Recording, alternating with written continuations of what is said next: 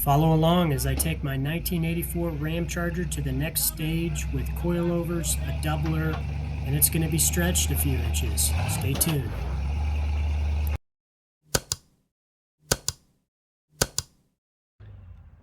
Hey guys, welcome back to Ramcharger Garage. We're out here in the garage finally. It's the holidays, getting caught up on some things. Had some other projects we had to get to before we got back to the Ramcharger. The Wrangler, the daily driver, had some cooling issues. Who knew it was a vacuum leak in the radiator, so got that replaced. Worked on the tow rig, the Cummins behind the Ramcharger, with some new suspension pieces and some Yukon free spin hubs. So got that out of the way. Now we're finally to the Ramcharger, and I'm gonna finally start my rear wheelbase stretch. And so that's using the Chevy 64-inch springs. And in this video, I'm going to walk through the different parts and pieces, kind of why I'm doing it and how I'm doing it, and how you can possibly use some of these principles on another swap or project that you're doing. Let's get to it. All right, so starting out, I have some pieces here from Barnes Four-Wheel Drive, as well as some parts from Amazon. We're gonna have to use all new mounts for the Chevy leaf springs because, you know, obviously the Chevy springs are significantly longer than what's in the Dodge. And so those just won't work. So you have to do a custom application in order to fit different size leaf springs. And so this is kind of what I'm going to do. So right now the factory setup has the shackle above, so it's in a tension orientation. When it's below, it's in a compression orientation. So how I'm going to go in with the Chevy leaf springs is in a compression orientation. So I have a couple pieces here that I'm going to try and theoretically try to make work. I have this leaf spring bushing piece mount that, you know, will go on this outrigger piece because the leaf springs are kind of outboarded from the frame. And so I'll be able to get this kind of lined up when it's underneath the truck and kind of get the ideal position. So imagine the frame is like right here. It's going to sit somewhere outside of this. And then these shackles, you know, like I said, they're going to be in compression. So they're going to be coming, you know, out, you know, down below the frame and out from the bushing. So these pieces are from Barnes. So this will be the back of the leaf spring. For mounting the leaf spring to the frame, there was a couple options, but I decided this might be the easiest to try to adapt.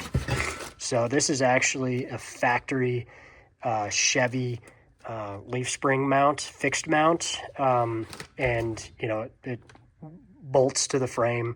Obviously the Dodge frames are going to be a different size. There's not going to be holes that line up. So I'll have to, you know, trim and adapt and drill and make this work, but I have to take off the Dodge mounts.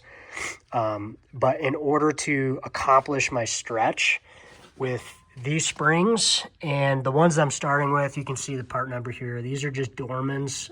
There's a variety of Chevy 64s with different leaf amounts and spring rates. These happen to have 3 leafs and an overload, and that'll vary depending on the one that you're using for your application, so you'll have to experiment. But as I was saying, in order to accomplish the stretch, since these are long leaf springs and the center pin is in exactly the center, so you know, 64, it's halfway in between, so that's 32 inches. I'm gonna mount the front of the leaf spring, the fixed mount, generally kind of in the same location of where the factory Dodge mount was. And because these are longer springs with the center pin exactly in the middle, that distance, so that difference between where the axle mounts there to where it mounted from the factory, that's going to be the stretch that I'm going to get as long as I keep the factory front mount in the same location. So now, obviously, these are longer, so that means my rear mount's going to be farther back,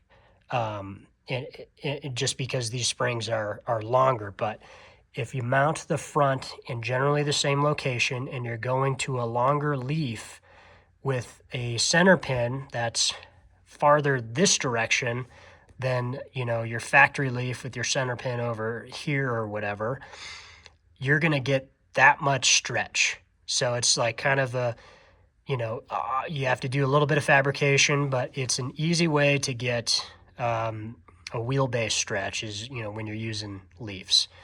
I believe YJ guys, you know, with the YJ Wranglers that are leaf sprung, I think there's a junkyard solution that folks have been doing for a long time, and that's by putting XJ leaves, I think, and flipping them backwards, putting them in the YJ, because they have an offset center pin. And so, like in a YJ, with the offset center pin, if you put the Cherokee leaf in the back and you flip it, you get like 8 inches of stretch or something. This is kind of like a similar idea, except I'm not flipping these because they have a symmetrical pin that's in the center.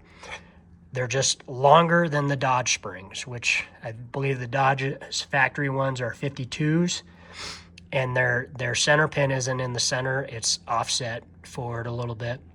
Granted, my Ramcharger doesn't have Dodge springs in the back. They actually have Chevy 52s, so it's already technically stretched like 2 inches, I think is what it is. Yeah, it's going to be a lot more with these guys. So let's get to it and let's finish dropping the tank.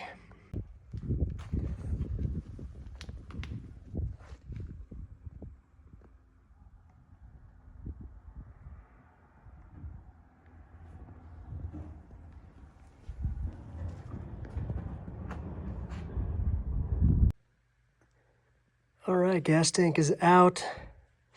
Now I need to start taking some off some of these other things, these straps. I'll get the shocks off before I start disconnecting anything else on the axle.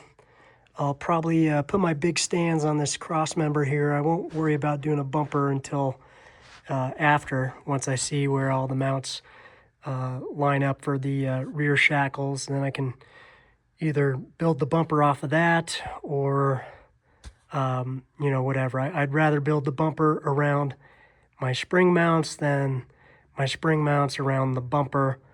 Who knows? I might also maybe mount the shackle mounts on the bumper. So we'll see. I'll kind of play around once I get a little bit further. But now we're just I'm gonna start taking off all this stuff, get these leaf springs out, and then I can start cutting off the old mounts. So let's get to it. That's it for this video. Stay tuned for the next one in the series. Don't forget to like, comment, and subscribe. See you next time.